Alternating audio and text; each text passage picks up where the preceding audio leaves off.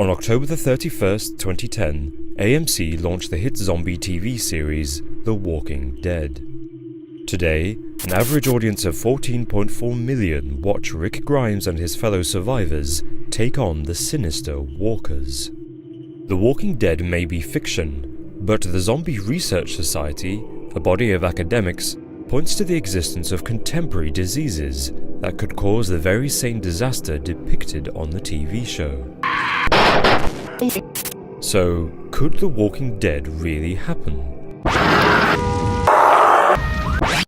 In The Walking Dead, the walkers are reanimated corpses of humans who have died since the outbreak began. Like zombies, they have a distinctive ambling gait, a rotten appearance, limited cognitive function, and an appetite for human flesh. Walkers outnumber the survivors 5,000 to 1. And as undead research has proven, the idea of a population overcome with walker qualities is more plausible than we would like to believe. The Zombie Research Society claims that the most likely threat of a Walking Dead scenario is from viruses. Dr. Ben Newman, professor of virology at the University of Reading, argues that it's only a matter of time before a virus mutates into a zombie-generating contagion. All it would take is the creation of a virus that targets specific neurons, and humans' personalities and brain functions could be completely modified. For example, vicious viral attacks on the amygdala, the brain's emotion center, could occur without necessarily killing or immobilizing a body outright. A walker without the ability to recognize their loved ones or feel impulses other than hunger is, worryingly, not a total impossibility. Meanwhile, the bloodthirsty behavior of rabid canines has caused a lot of fear about the possibility of violence-inducing pathogens in humans.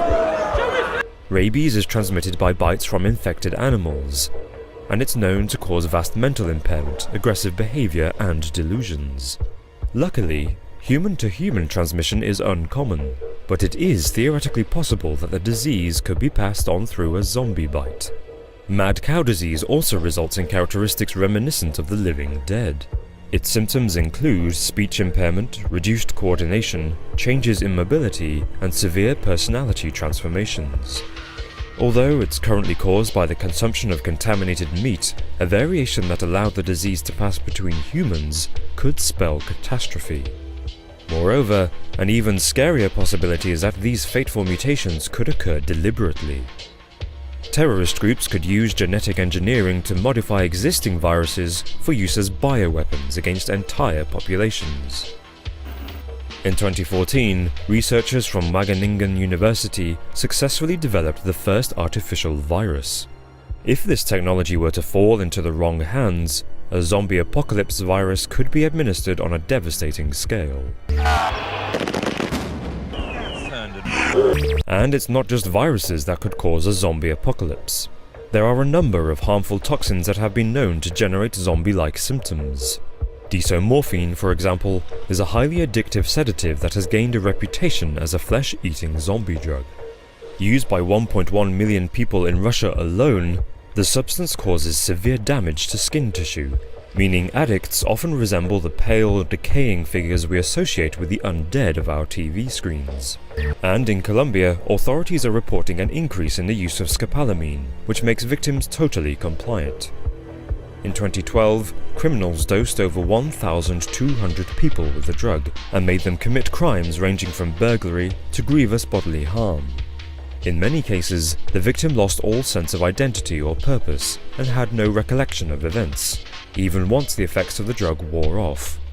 Thankfully, the zombification effects of these drugs are limited to the users alone and cannot transfer from human to human. However, the threat of substances such as these is that they could also be manipulated for use as bioweapons by adding them to water or food supplies. So, if we are really only a random mutation away from brain-destroying pathogens or a drug-induced state, then how long would it take to reach pandemic levels as seen on The Walking Dead? In the TV show, lead character Rick is in a coma for approximately 3 months, although some fans speculate for less than this. During this time, his apparently safe world is overcome by hordes of the undead, leaving survivors few and far between. Dr. Newman argues that a zombie condition transmitted by direct contact such as bites would spread at a much slower rate than 3 months. Containment would therefore be fairly manageable through the use of quarantine centres for early victims. Frighteningly, water or airborne viruses could be much more dangerous. Dr. Newman estimates that such a pathogen could spread around the world within a terrifying 6 months.